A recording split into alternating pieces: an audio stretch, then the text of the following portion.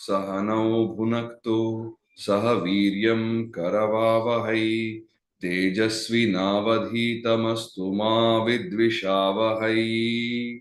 ॐ शान्ति शान्ति शान्तिः। Welcome back to yet another session of this Bhagavad Gita course. So yesterday we discussed a interesting, controversial, confusing shloka. There are some questions related to that naturally, and some comments to make about it.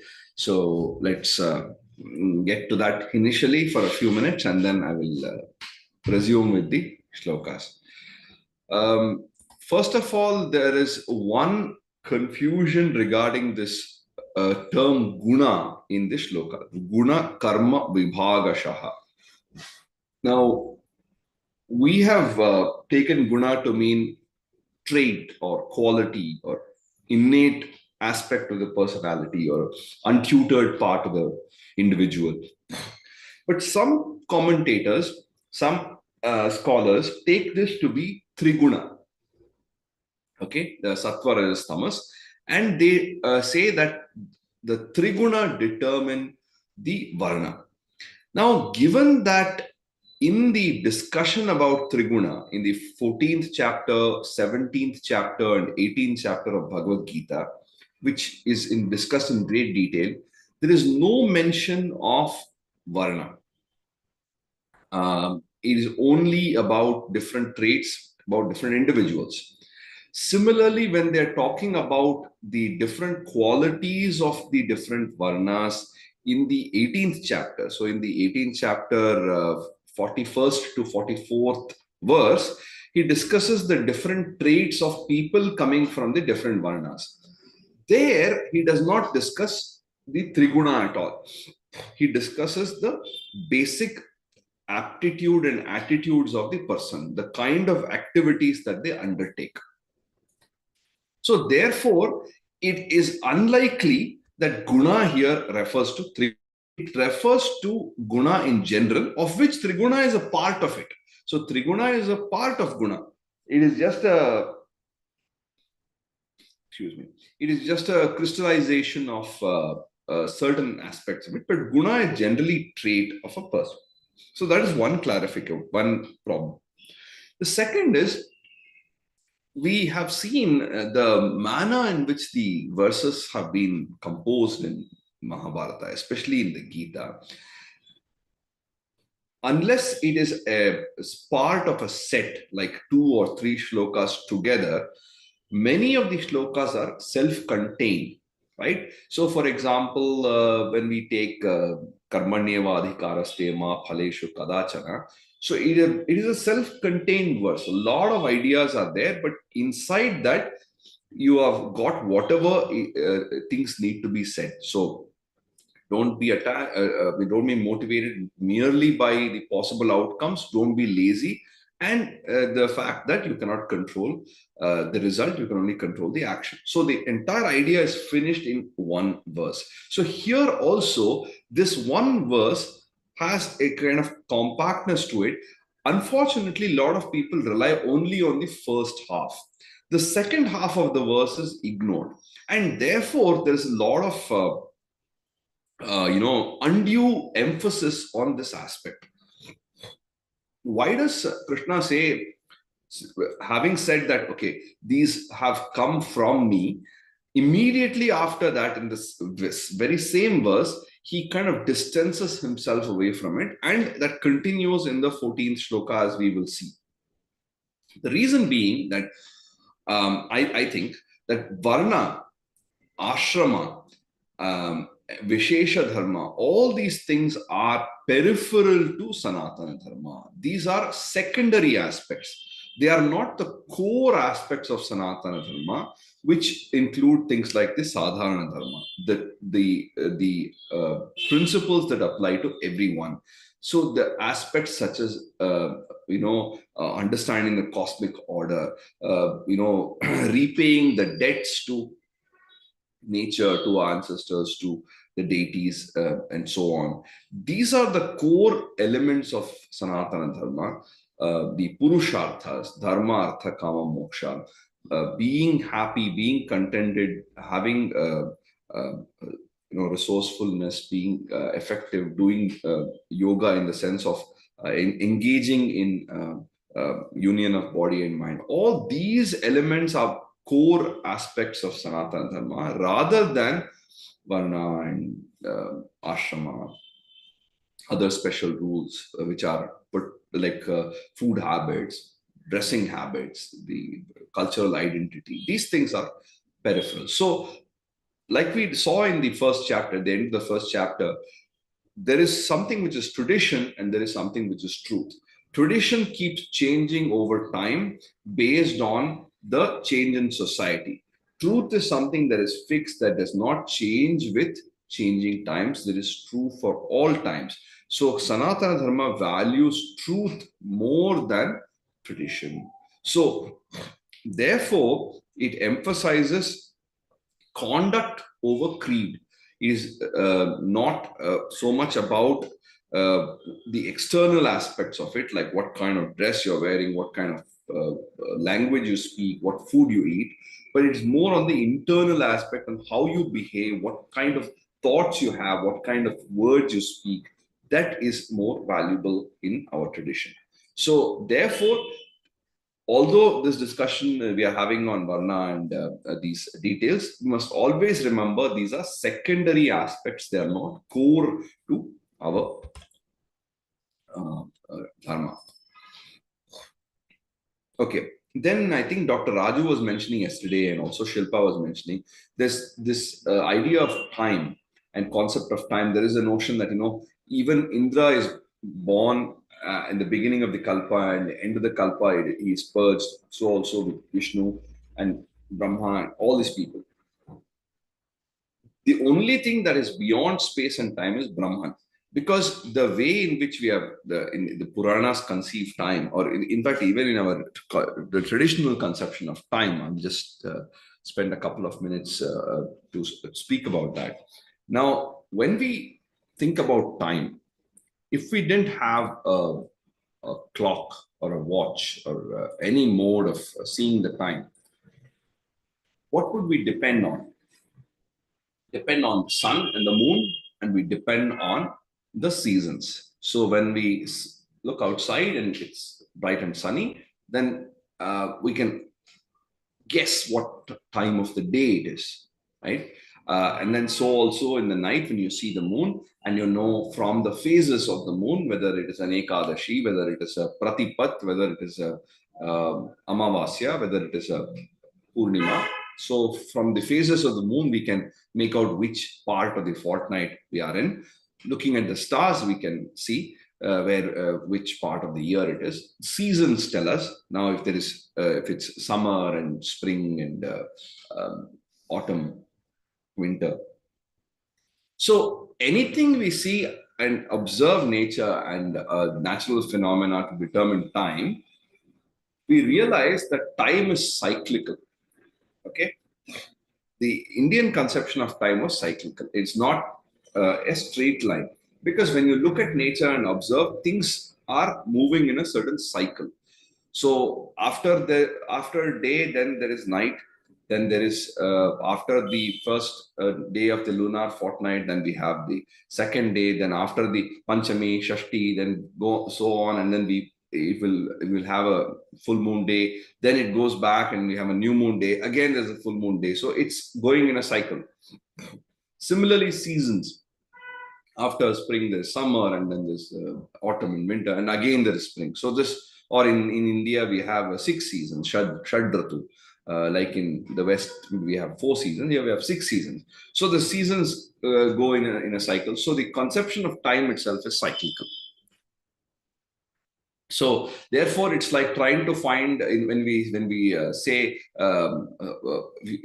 time is, if it's like a circle, which is the starting point of a circle?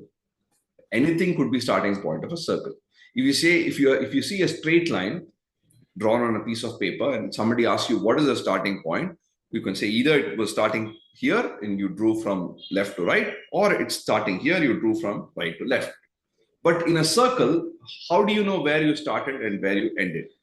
So therefore, the way in which our ancestors looked at time was it is cyclical, and that is the reason they emphasized more on gathering the values of the past rather than dates and times. So, more than capturing whether Rama was born on April 15th at 3 in the morning or whatever, or the Rama Ravana Yuddha happened on some 13th February or 15th August, they captured the values that we can get from the past stories. So, that's just a note about the concept of time. And there's a lot to discuss about Varna and the social classification and so forth. Um, but I will not. Well, let's proceed with our session today. There are just two points. Of course, you can go deeper into this and study and think about it. But there are just 2 points I'd like to bring to your attention, which will probably help you think about this a little better. First of all, when we say social classification into certain categories, if you observe the world around you, you may be living in India, well, then it's probably more evident, but even in the US or wherever, whichever part of the world you are in, if you just observe the society, you will see that there naturally exists certain grouping. It's unavoidable because it's human nature. So even whether it is the kind of friends we make or the kind of partners we find to get married, it will be more aligned to the profession, more aligned to the kind of uh, surroundings rather than uh, uh, some arbitrary function. So I was discussing with my friend Pratap yesterday about this. You know, he was speaking and he said, you successfully waded past the 4.13." I said, well, the thing is, when we look at it from an objective point of view, it still has value for us. That's why Bhagavad Gita even today is relevant, because we can always translate this into today's world and relevant for us. So when you look around you, there is some social classification. And in that social classification around you, there is also a hierarchy. So engineers and doctors and lawyers are treated differently as compared to a janitor or a person who paints the street with the traffic markings, or somebody who drives a fire engine or an ambulance. So there is a distinction and there is a certain grouping. So it is unavoidable. Whether it's right or wrong is a different question. But the fact is that it's unavoidable. So birds of a feather flock together is well-known proverb. So that kind of thing happens even today. Uh, that is one point of view. The other point of view is that, other observation is that now the Indian society has always valued the Varnas as important members of the society. People from all the Varnas are important. And this is not just in theory, it is also true in practice, because in Indian history, spanning 5 to 7,000 years of history, there is not a single instance, to my knowledge at least, of a civil war between two different Varnas. So there has been not a single instance in Indian history where, let's say, a community of Vaishyas got together and said, "Oh my God, we are being oppressed by this community of Shudras, or we are oppressed by this community of Kshatriyas or Brahmanas, and let us come together and fight." So this fight between Brahmanas and Kshatriyas happening, or Kshatriyas and Vaishyas happening. This kind of civil war, we have no record, which means for 7,000 years, people have lived with this establishment in place, means that the society valued all its members. Post 19th century, probably mid 19th century, early 19th century onwards, there have been a lot of conflicts across the Varnas, but the amount of confusions created by the British rule, the which is itself kind of remnant of the Islamic invasion and the Islamic rulers, especially after the 12th, 13th century. To what extent they are responsible for this, it is difficult to tell. But before the early 20th century, this sort of idea was never around. And given that many of the kings of India were from the Shudra community, it would be surprising that they would not have come up with a scheme to promote their own people. But this, we don't see this kind of civil war, and we see certain level of harmony in the society all through. We had normal wars where different kingdoms clashed against each other, and there were bloodshed and all. That's a different thing. But across the Varnas, we don't find. So therefore, it is something to think about. There has been a lot of propaganda and speculation about this topic, especially in the last 150 years. And a lot of it seems to be more for political gains rather than for deep understanding of history. This is what I have seen. Okay, with this, let us move to the next verse. We saw Chaturvarnyam Maya Srishtam. Now let us go to the next verse. Krishna continues to say what he said in the second half of the previous verse. He says, Namam karmani limpanti, name karma phale spriha, itimam yobhijanati, karma bhirna sabadhyate. So I am not bound by actions because I don't crave for rewards. One who knows me thus is also not bound by actions. Right? So, Mam karmani na limpanti. I am not attached to actions. I'm not bound to actions. Karma phale me na spriha asti. Iti yaha mam abhijana. So karma phale na me spriha asti. This is, I am not attached to karma phala. I don't crave for the rewards of my action. Iti, thus, yaha mam, one who knows me, abhijanati, one who knows me, yaha abhijanati, saha, such a person, karma bihi na badhyate. He is also not bound by action. So, first of all, what is the meaning of being bound by actions? We discussed this earlier. It means people who are craving for a certain result and they are attached to the outcomes of a certain action, they are bound by action. That is what is being bound by action. So he says, I am not bound by action because I don't crave for the rewards. I just do my work without worrying about whether it is going to be good or bad. I do what I'm supposed to do. So I don't crave for rewards. And he goes on to say, one who knows me thus is also not bound by action. Now, what is the meaning of one who knows me? It means one who truly identifies with the Atman and the relation of the inner self to the Supreme. So basically, one who, to know something in our tradition is to be something. So there's no question of theoretically knowing and not doing it. Then you don't know it. If you really know the benefits of not eating sugar, you won't be eating sugar.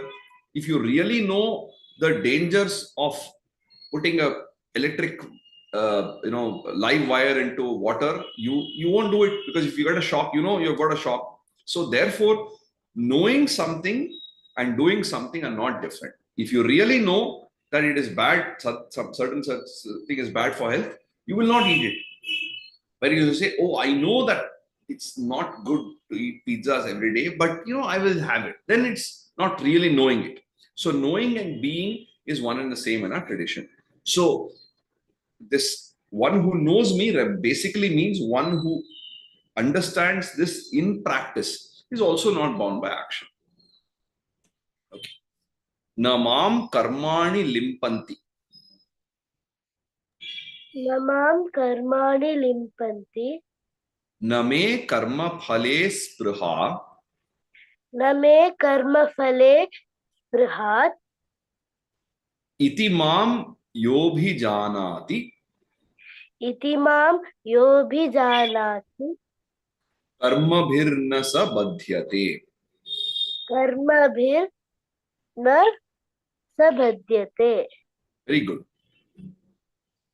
Then he says, Evam nyatva kritam karma purvairapi mumukshibhi kuru karmaiva tasmatvam purvaihi purvataram kritam. So, with this understanding, the ancient seekers of liberation did their work without being attached to its outcomes. Therefore, I suggest that you too should act just as they did in the past. Evam nyatva, having known this, purvaihi mumukshibihi api karma kritam. The seekers of the past. So again, here it is interesting. Just a small coincidence, perhaps, or a grammatical quirk, you can say. So he says, Evam nyatva, having learned this, known this, purvaihi mumukshibihi api karma kritam. So work was done by the seekers, mumukshibihi, by the seekers of the past. So here he is using a passive voice. He's not saying they did the work. He said the work was done by them. So maybe, I mean, probably just a suggestion, a poetic suggestion that the work was done by them. They never thought that they are doing the work. So work was done.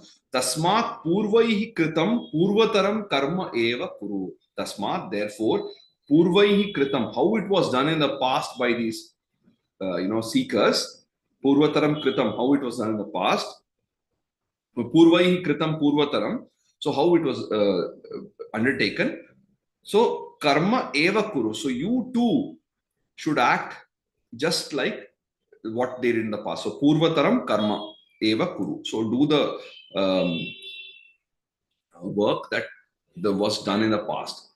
Okay, so the idea is that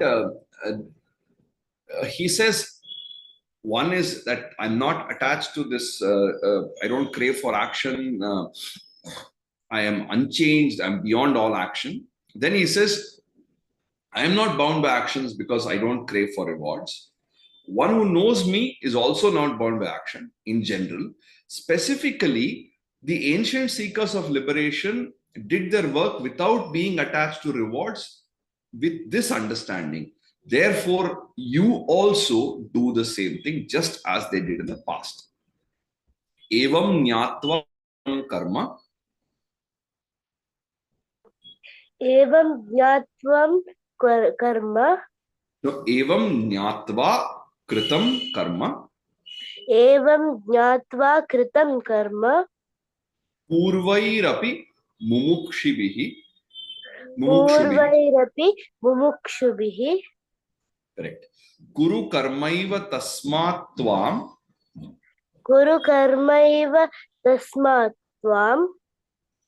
Sorry. Kuru karmaiva tasmatvam. Kuru karmaiva tasmatvam. Purvaihi purvataram kritam. Purvaihi purvataram kritam. Thanks. I'll just close the window 1 second.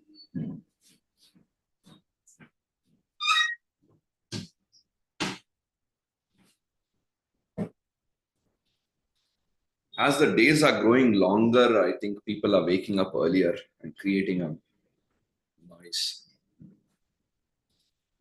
So, yeah, we are here at this verse.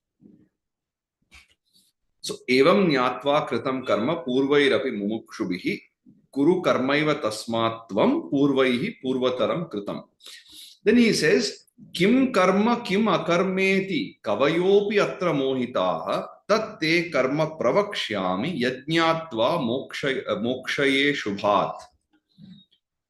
So what is action? What is inaction? Even the great seers are puzzled. Let me explain the nature of true action. Once you know this, you will be liberated from evil, he says.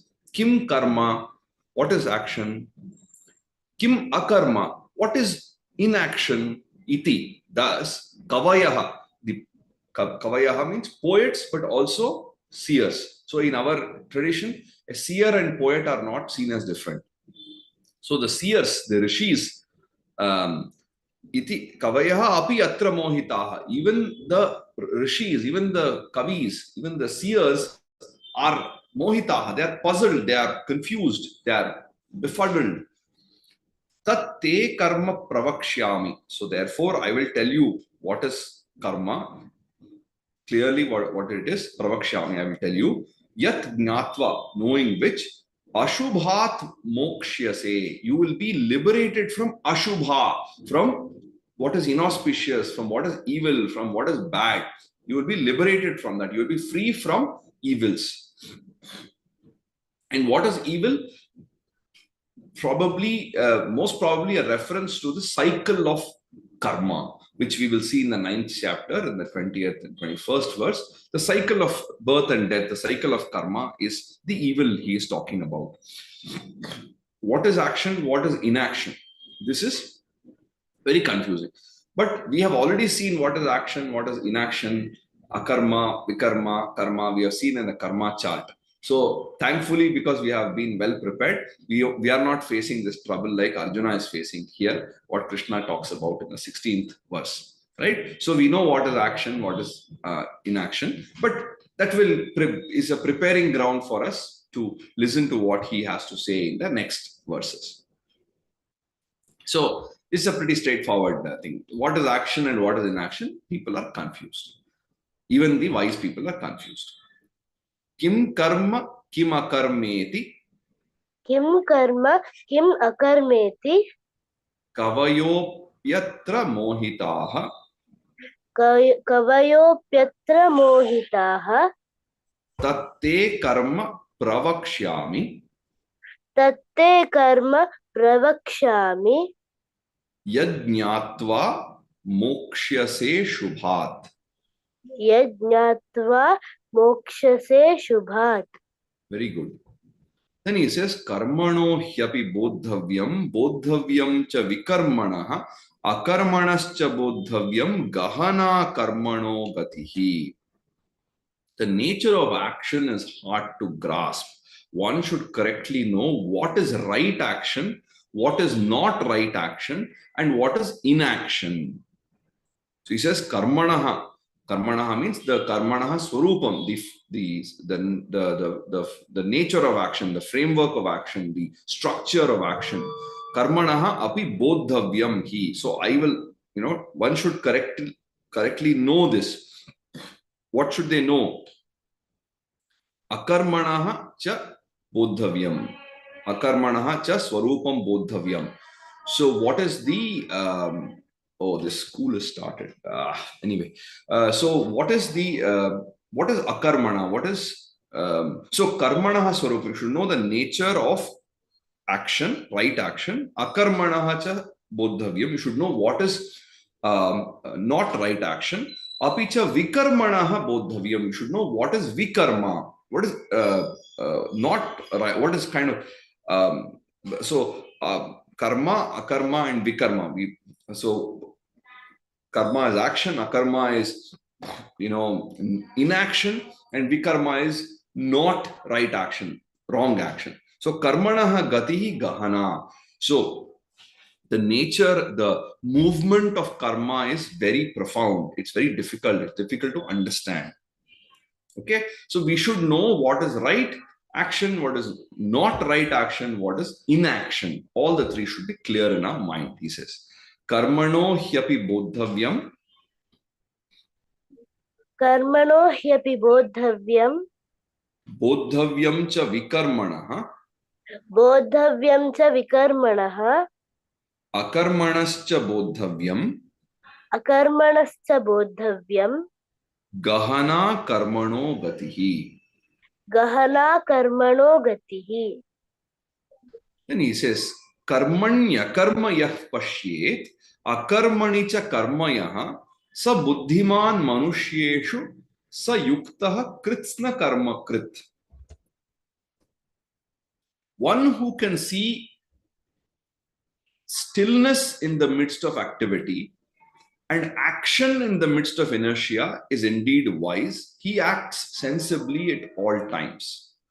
Now, this verse is again one of those which doesn't make sense at the first reading. What do you mean? One who sees akarma in karma, one who sees karma in akarma, he is a smart person. Yaha karmani akarma. Akarmani cha karma pashyet saha. So, yaha, who, karmani akarma. In karma, he sees akarma. Akarmani cha karma pashyet. In akarma, he sees karma. Saha manushyeshu. Such a person, manushyeshu, among the human beings, in all humans, buddhiman yuktah krishna karma krit. So such a person is treated as he's a sensible person and who has a a larger understanding of the nature of karma. What is the meaning of this akarma in karma? Seeing stillness in the middle of activity. That we will see in the following verses. What is meant by stillness in the middle of activity? Action in the midst of inertia, we have already seen in the earlier verse. In the beginning of the third chapter, we will go to that verse. In the beginning of the third chapter, if you remember, we saw the verse, the person who sits idle, restraining the organs of action, but mentally broods over sensation is a hypocrite who has fooled himself. Right? So let's just quickly go to that verse 3.6.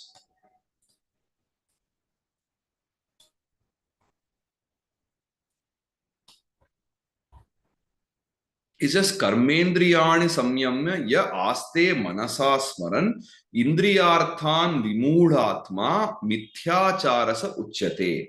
So here we see this, a person who sees action in the midst of inertia. Here we have seen that this person is trying to be physically silent but mentally brooding over all the he's brooding over all the sense experiences. On the other hand, a wise person understands the nature of action, and therefore he sees action in inaction. He sees stillness in the midst of activity. Let's go to that. Karmani akarmani apashchit. So he sees stillness in the midst of activity, and he sees action in the midst of inertia. So although he is sitting quiet and doing nothing, although there is inertia, he perceives that the sense organs are active, mind is brooding over many things, and therefore there is a lot of action that is happening. Stillness in the midst of activity, we will try to understand. Just 1 second, this is becoming very noisy.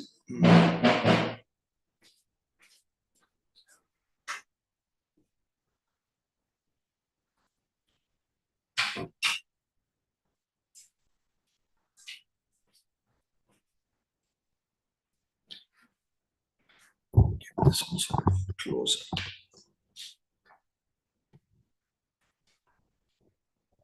Yeah, so you won't be troubled by this background noise. Okay, so stillness in the middle of activity is basically referring to not being associated with possible outcomes, not being worried about the taking the credit for action, thinking about other things, but is completely immersed in action. A person who is working with great dedication in a certain action, almost in the middle of all that activity, you experience a stillness. So if you see a musician or a dancer on stage, a sports person, in the middle of all that activity, they're able to observe, they're able to feel a certain stillness. We'll come to that in the next few verses. So this is stillness and activity. And action in the midst of inertia, we know that even though you're sitting quiet, a lot of things are running. Now, when you understand this distinction, then you have a greater chance of acting sensibly at all times. Okay, so let's just go to the verse.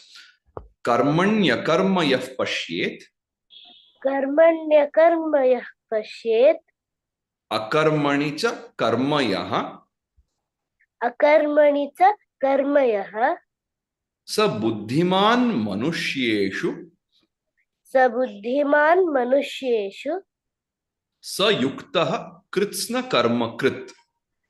स युक्तः कृत्स्न कर्मकृत्. Very good. Then he says, Yasya sarve samarambhaha kama sankalpa varjitaha jnanagni dagdha karmanam tam ahuhu panditam buddhaha. The pursuits of the wise are not motivated by desire.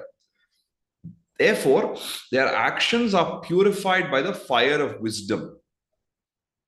And so, Yasya sarve samarambhaha काम संकल्प वर्जिताः बुधाः ज्ञानाग्नि दग्ध कर्माणं तम पंडितम आहुः. So yasya of whose sarve samarambhaha, all their undertakings, all the pursuits are kama salpa varjitaha. So they are varjita, they are free from all desire. Kama salpa varjitaha. So buddhaha, the wise people, the undertakings of the wise people are not motivated by desire. And jnanagni, the fire of jnana, the fire of wisdom, dagdha, burnt karmanam, the actions that are burnt by the fire of wisdom, they are purified. When you say burnt, that means what? They are purified by the fire of wisdom. Tam panditam ahoho. So they are, called as the wise people. They are the wise people. And the reason is that a wise person does not have a personal agenda. They have lost the sense of ego and selfishness and narrow vision. And they have broadened their vision to include everybody. So they work for the welfare of the larger good. So whatever action they undertake, they think of the larger consequences and they work for the greater good. So they are not motivated by petty desires that, oh, if I do this, I will get this. I will shortchange something, do some shortcut and get benefit for myself. That is not the thinking of the wise. The wise people have a much bigger vision. They do for a larger cause. So, yasya sarve samarambhaha kama sankalpa varjitaha jnanagni dagdha karmanam tamahuhu panditam buddhaha. Very good. Then he goes on to say, Tyaktva karma phalasangam nitya tripto nirashrayah karmanyabhipravrittopi naiva kinchit karoti saha. They are always satisfied. They are eternally contented and they are independent. They're contented and they are independent. Even while engaged in action, they do nothing because they are not attached to the outcome. This is what? Stillness in the midst of activity we see here. Nitya triptaha, always satisfied. Every day, every moment, every hour, always they are satisfied. They have no cravings. Can we be like that? It's so difficult. Always satisfied. Nirashrayaha, they are not dependent on anyone, any institution, any person, anybody. They're independent. To the point it is possible. Of course, we are dependent on nature. Of course, we are dependent on society. But to the extent possible, they are independent. Karma phala sangam tyaktva, having renounced the attachments to the outcomes, the karma phala, the rewards, the fruit of labor, having renounced their attachments to the fruit of labor, karmani, in work, abhipravrittaha, those who are engaged in work, api, even then, saha kinchit na eva karoti. Such a person even while engaged in action, doesn't do anything. So see the contrast. On the one hand, you have a person who is sitting quietly as if he is doing meditation, but mentally brooding over all the sensations and the sensates. Uh, this person is called a hypocrite and an idiot by Krishna in the sixth verse of the third chapter. Here is a person who is engaged in action, who is active, who is doing something for the welfare of the world, but he is not expecting anything. He is not attached to the possible results. He is not dependent on anyone. Such a person, even though he is doing work, it appears as if he is doing nothing because he is not attached to the outcomes of the action. So, the emphasis of the Bhagavad Gita here is to work and be detached rather than be lazy and attached. So that is why one of the great philosophers and Sanskritists of India, Professor M. Hiriyanna, who has written very remarkable essays on Sanskrit literature, aesthetics, and philosophy. He says Bhagavad Gita is not renunciation of action, but Bhagavad Gita calls for renunciation in action. Just a small change, but it is captured the essence so beautifully. It is not giving up action, renunciation of action. It is renunciation in action. While you are doing action, you are detached. So clearly, we see this distinction brought out in this two verses, 4:20 and 3:6. Tyaktva karma phala sangam. त्यक्त्वा कर्मफलसङ्गं No, phala sangam. Phala plus asangam, phala sangam. फलासङ्गं Nityatripto nirashrayah. नित्यतृप्तो निराश्रयः कर्मण्यभिप्रवृत्तोऽपि कर्मण्यभिप्रवृत्तोऽपि नैव किञ्चित् करोति सः. नैव किञ्चित् करोति सः. Very good. निराशीर्यत चित्तात्मा त्यक्त सर्व परिग्रहः शारीरं केवलं कर्म कुर्वन्नाप्नोति किल्बिषम्. So just by doing their activities with discipline, not expecting anything from it, and free from a sense of action, you can stay away from evil. So nirashihi, without any expectation, yata chittatma, by working with discipline, who is control the the chitta, tyakta sarva parigraha, he is given up all expectations, all attachment, sense of holding on. Kevalam shariram karma kurvan, a person who just works with his body and mind and does his work. Kilbisham na apnoti, he stays away from evil. Such a person stays away from evil. So again, when you say not expecting anything from it or free from a sense of possession, it is that such a person has realized the larger purpose in his or her life, and they're doing the work because the work itself is something aligned to them. The work itself gives them enjoyment, and the process itself is enriching. So naturally, they are not expecting anything from it later on. And what does he mean by saying doing activities with discipline? Here, we should keep in mind that Swadharma and Dharma are not opposites. One's Swadharma cannot violate the larger Dharma. So, therefore, in certain framework, one has to work. Excuse me. It is not possible to do something violating dharma. So when he says activities with discipline, it just means that you're following dharma, you're doing things in a efficient manner, in a methodical manner, but you enjoy the work itself. Therefore, you're not expecting anything, you're not feeling a sense of possession. Then naturally you can stay away from evil.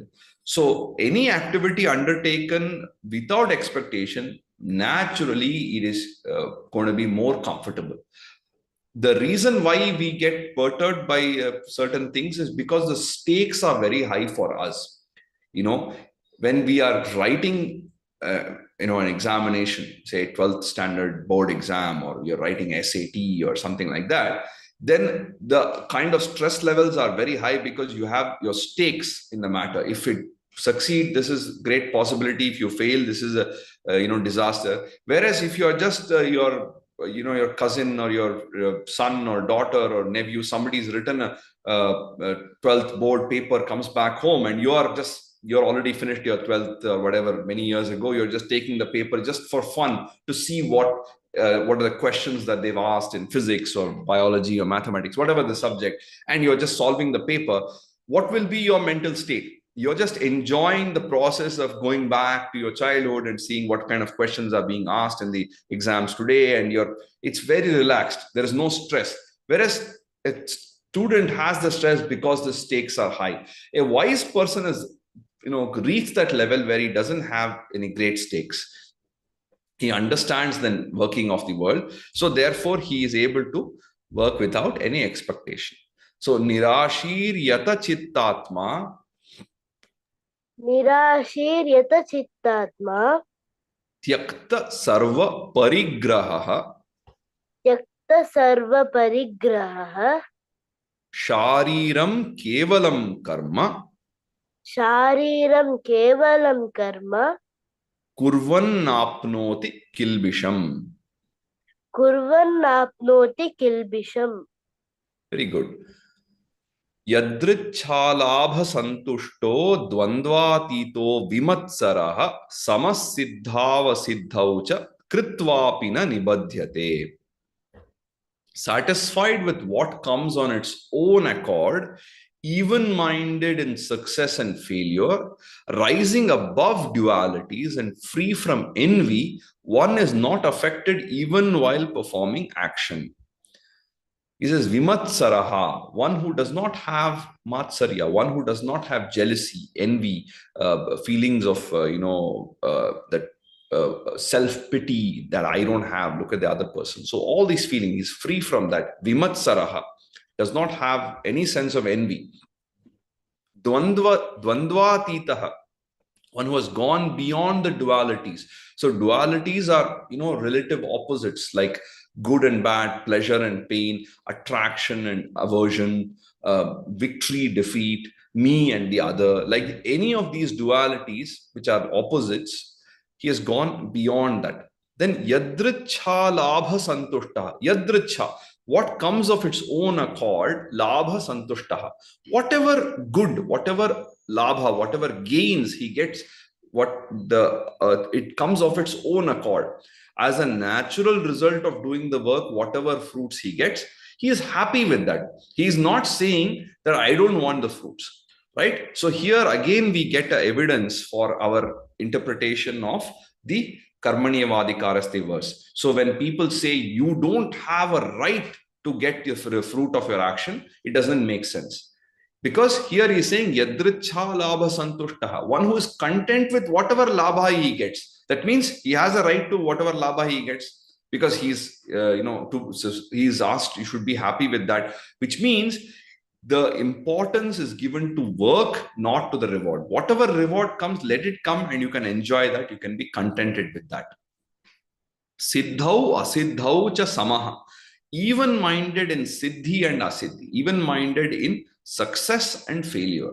Because once you are accepting whatever comes and you're happy with that, whether you label it as success, whether you label it as failure, these are secondary, right? Because whatever comes as a result, you are happy with that. So it doesn't matter whether it's success, failure, whether the match is a draw, whether you're won, whether you're lost, it is immaterial. Because whatever comes, you're accepting that and you're finding satisfaction in that. So Vimatsaraha dvandvatitaha yadricha labha santushtaha siddhau asiddhau cha samaha karma kritva, working in this spirit, api na nibadhyate. He is not bound. He is not affected when he performs action with this spirit. Even when he is performing action, he is not bound. Okay, very beautiful verse, very meaningful one. Yadricha labha santushto यदृच्छालाभसन्तुष्टो dvandvatito vimatsaraha द्वन्द्वातीतो विमत्सरः samah siddhavasiddhau cha समः सिद्धावसिद्धौ च kritvapi na nibadhyate. कृत्वापि न निबध्यते. Very good. Gata sangasya muktasya jnanavasthita chetasah yajnaya acharatah karma samagram praviliyate. So a person who is wise and unattached and liberated always acts in the spirit of yajna, and all his actions are indeed absolved. So gata sangasya, gata is gone, gata sangasya, so one whose attachments are gone, of such a person, one who is unattached, gata sangasya, one who is free from all sanga, all attachment, muktasya, one who is free, one who is liberated, jnanavasthita chetasaha, jnana avasthita chetasaha, one who is, mind is established in wisdom, jnana avasthita chetasaha yajnaya acharatah karma samagram praviliyate. So he treats his work as yajnaya acharatah karma. So he considers his work to be worship. Samagram praviliyate, so all his actions, karma, so karma samagram praviliyate, so all his actions are absolved, praviliya, so laya, so praviliyate is something which is dissolved, or like he is not bound by the actions, he is not bound to the results of the action. He's whatever the stain that gets attached to one because of action is not there for him, right? So this is again very nice verse. He talks about uh, working in the spirit of yajna. So who is the person who works in the spirit of yajna, who treats work as worship? One who is jnanavasthita chetasaha, who's established, whose mind or heart or being is established in wisdom. Then he is mukta, he's free, he's liberated, and he is unattached, gata sangaha, he's free from all attachments. Such a person works in the spirit of yajna. Whatever he does will be in the spirit of yajna. It is a spirit of, so when we say yajna, like I said earlier, yajna is the traditional fire ritual. We will study this a little later in the same chapter. But here he is probably referring to spirit of yajna. This is our understanding. So when he says yajna, as a yajna, it means spirit of yajna, because not all actions are yajna. Because yajna, if you take the literal meaning, it has certain, it's a ritual. So it has certain particular activities. You have built a altar out of bricks, and you put certain wood twigs and of different trees, and you pour clarified butter or ghee, and you offer oblations, all these things. Then you have certain protocol, you have certain ritviks who officiate this yajna, and so on. Now this is a very specific thing, but all his actions, whatever undertaking is not yajna, because there are so many other things outside of it. So therefore we have to understand it as spirit of yajna, spirit of service. There is a spirit of offering, a spirit of sharing, spirit of celebration. So yajna has all these things. It has offering. We are offering whatever we like, whatever we feel is close to us, we are offering to the deity. Then there is a spirit of service, because we are feeding so many people, and it's a community participation. There is also a sense of worship, recognizing the higher good, recognizing the higher power. There is a sense of sharing, like I said, because everybody is participating together. There's also a sense of celebration because yajna will include music and dance and storytelling. All these things are part of yajna. So there's also celebration. So imagine when we undertake every one of our action with all these qualities, the spirit of worship, spirit of sharing, spirit of celebration, then what kind of dimensions our activities will take. So ideally, we should perform all our actions in spirit of yajna.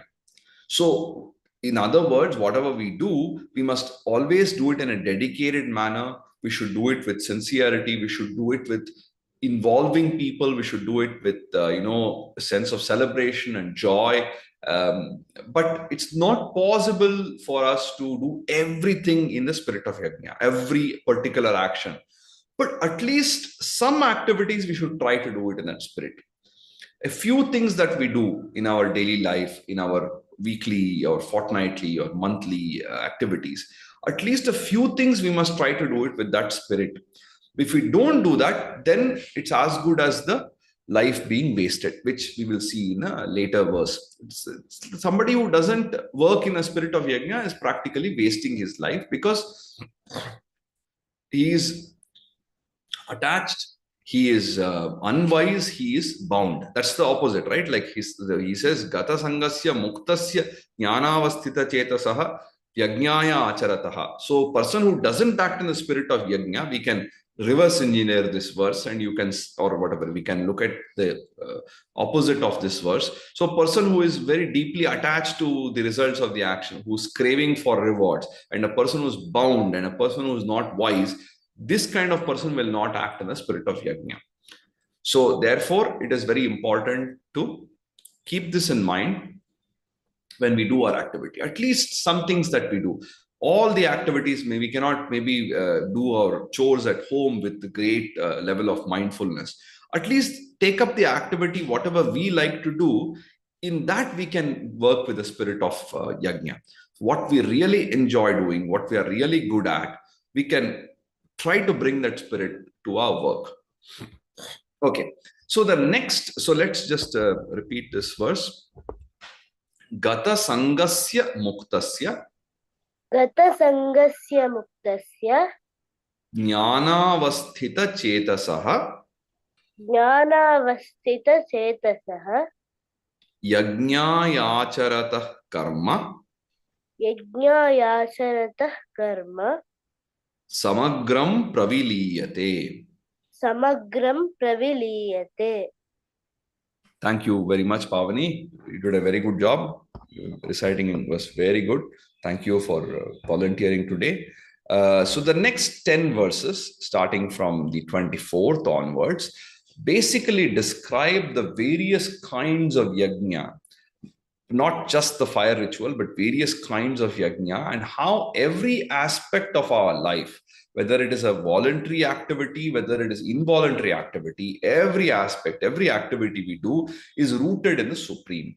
So therefore, our approach itself towards our work should be redefined in some sense to go along the spirit of yajna. So that's something which is very, very important, because the moment we add a tinge of celebration, the moment we add a tinge of service, dedication, worship, all these things, it raises the standard of our work. Even though you may be doing the same work, it raises the standard of our work. I remember a very nice story I read when I was very young. So there is a man who is lifting some bricks and putting it in, from one place to the other. A passerby goes to him and he says, "What are you doing?" He says, "Can't you see, sir? I'm lifting this brick from here and putting it there." And then he goes ahead to the same site. There's a construction site. He sees another person doing the same thing. He's lifting a brick and putting it there. He says, "What are you doing?" He said, "Sir, what to do? I have to do something for my livelihood. So I'm working as a mason, I'm a bricklayer. So I'm putting the brick from here to there." He goes further ahead and he sees a man who is smiling and cheerful. He's doing the same work, but he's very cheerful and he's like almost as if he was born to do that activity. He says, "What are you doing?" He said, "I'm building a great temple. I am part of this brilliant exercise in building this magnificent temple for what, Rama, Krishna, Shiva, whatever you want. So I am part of that. We are doing this great undertaking and I'm playing a major role." So just the fact that the attitude is different means the way in which he approaches the work is different. They're doing the exact same thing, but the manner in which different people see it give a different effect to the work they do. So with this, we'll come to the end of today's session. We will resume from the 24th verse tomorrow. Thank you very much. Om Tat Sat. Thank you, Hariji. There is one request by Sindhu Yeah. saying that can we give a round of applause for Pavani and Hamsa? Yes, Not very to- good. Fantastic. Hamsa, of course, she knows the entire Bhagavad Gita from memory. So for her, it's just like a casual review. Pavani, I don't know. Have you learned Bhagavad Gita before, Pavani? Yes, sir, I have learned, but I forgot full. Okay, you're forgotten, but you don't seem like you're forgotten at all. You're reciting so well. So thank you so much. Very, very inspiring for everybody. Only some I learned, like second chapter, 12th chapter, like that. Okay, good. So hopefully you learn all the 700 and commit it to memory. Okay, all the best. Thank you so much, everybody. We'll meet tomorrow at the same time. Namaste. Thank you, Hariji. Thank you, Hari. Thank you. Namaste, Thank धन्यवाद. you. Thank you. Thank you. Thank you.